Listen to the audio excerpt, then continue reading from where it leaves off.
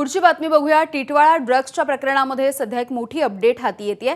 टिटवाळ्यामध्ये पकडलेली drugs peddler Ashwini Paul हिने कचऱ्यामध्ये ड्रग्स फेकलं होतं अशी माहिती समोर आली आहे। अश्विनीला पोलिसांनी अत्यंत शिताफीने अटक केली। अश्विनी राहत असलेल्या घराची माहिती मिळताच पोलिसांनी बारकाईने पाळत ठेवली। पालिका अधिकारी असल्याचं भासवत पोलिसांनी या भागामध्ये सर्वे सुरू केला आणि तिच्या घरापर्यंत पोलीस पोहोचले। अखेर वरिष्ठांकडून ग्रीन सिग्नल मिळाल्याच्या नंतर पोलिसांनी तिच्या घरावरती छापा टाकला। अश्विनीचा लिव्ह इन पार्टनर तिला ड्रग्स पुरवायचा, त्याची विक्री ती करायची। तब्बल 6 कोटी रुपयांचं ड्रग्स तिने कचऱ्याच्या डब्यामध्ये लपवलं होतं। पोलिसांनी छापा टाकला, त्यावेळेला सगळं घर शोधलं पण ड्रग्स काही सापडत नव्हतं। अखेर पोलिसांचं लक्ष कचऱ्याच्या डब्याकडे गेलं आणि अश्विनीचं बिंग फुटलं।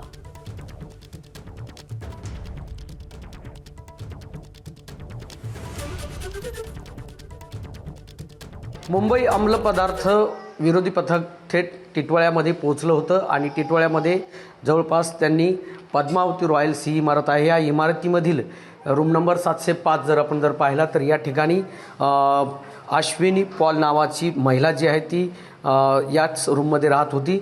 मात्र पोलिसांनी या रॉयल्स गार्डनमध्ये जवळपास 3 दिवस या ठिकाणी येऊन त्या महिलेचा पाठलाग करत होते। ते दबा धरून या ठिकाणी बसलेले होते। मात्र अखेर त्यांना अश्विनी पॉल यांचा रूम नंबर मिळाला आणि त्यावेळेसच याच रूममध्ये पोलीस जे आहेत ते कल्याण डोंबिवली महानगरपालिकेचे अधिकारी म्हणून आले आणि त्यांनी आजूबाजूला सर्वे करण्यासाठी सुरुवात केली। रूम नंबर 705 मध्ये पोलीस जेव्हा आतमध्ये गेले तेव्हा अश्विनीची चौकशी देखील केली।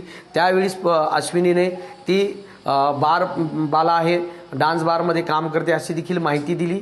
त्यानंतर उडाउडीची उत्तरं देखील देत असताना पोलिसांना जेव्हा खात्री पटली की याच रूममध्ये राहणारी जी अश्विनी जी आहे तीच जी ड्रग्स माफिया आहे, झडती घेत असताना तिने ठेवलेला जो कचराचा डब्बा आहे त्या डब्यामध्ये मोठ्या प्रमाणात ड्रग्ज जे आहे ते मिळून आलेलं आहे। जवळपास 6 कोटी रुपयाचं ड्रग्ज जे आहे ते कचऱ्याच्या डब्यामध्ये याच रूममध्ये मिळून आलेलं आहे। त्यामुळे आता नेमकं पोलीस कशा पद्धतीने तपास करते आणि आणखीन कोणी या परिसरामध्ये राहतंय का याबाबत देखील आता पोलिसांचा मोठा तपास सुरू आहे।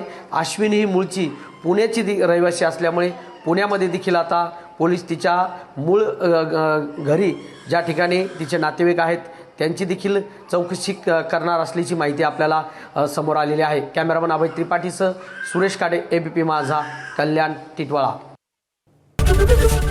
एबीपी माझा, उघडा डोळे बघा नीट।